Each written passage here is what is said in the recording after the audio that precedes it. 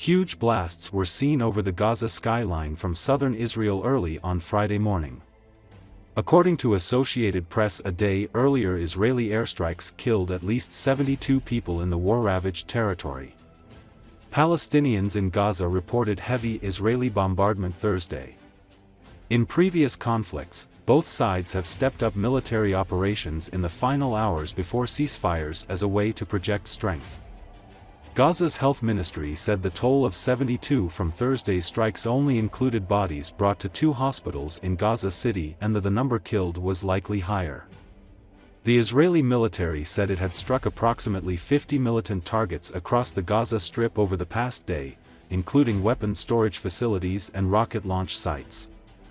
Meanwhile, Prime Minister Benjamin Netanyahu said Friday a deal to return hostages held in the Gaza Strip has been reached, after his office said earlier there were last-minute snags in finalizing a ceasefire that would pause 15 months of war.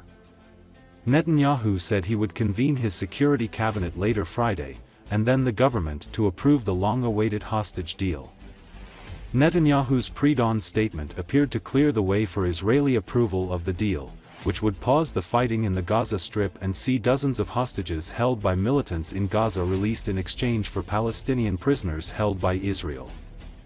The deal would also allow hundreds of thousands of displaced Palestinians to return to the remains of their homes in Gaza.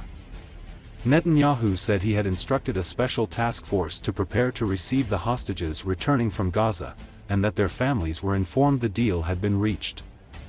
The deal announced Wednesday would pause the fighting with a view to eventually winding down a 15-month war that has destabilized the Middle East and sparked worldwide protests.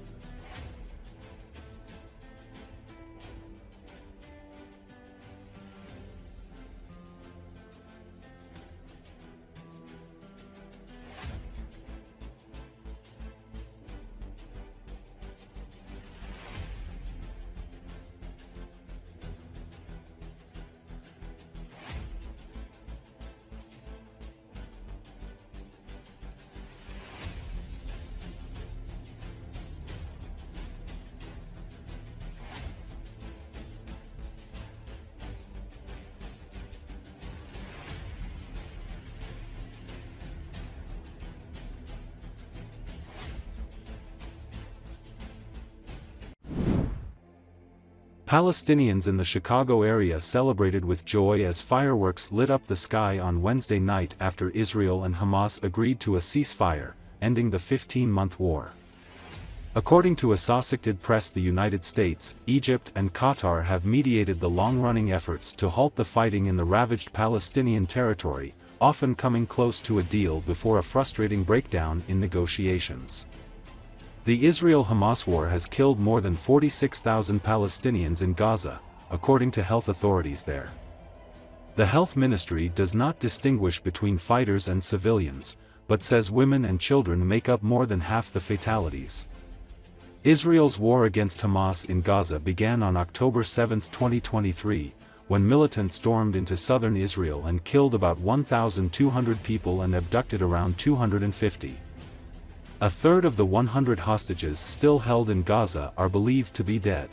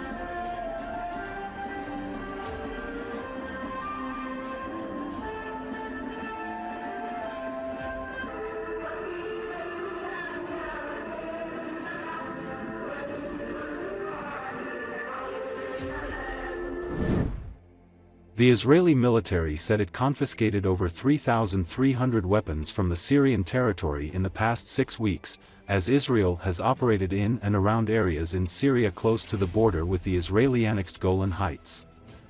Israeli Prime Minister Benjamin Netanyahu has said Israeli troops will occupy a buffer zone inside Syria for the foreseeable future. According to Associated Press, Israel said it had seized Syrian armed forces tanks, weapons, anti-tank missiles, rocket-propelled grenades, shells, mortars and mortar shells, and observation equipment, among other weapons. Israel's capture of the buffer zone in December has sparked condemnation, with critics accusing Israel of violating the 1974 ceasefire. Syrians in the areas Israeli forces have moved into have protested their presence and complained about the lack of action by the country's new authorities to pressure Israel to withdraw. The military said the seizure of weapons and its presence in the buffer zone are necessary to ensure the security of Israel and the Golan Heights. Israel seized control of the Golan Heights from Syria in the 1967 Mideast War and later annexed it, a move not recognized by most of the international community.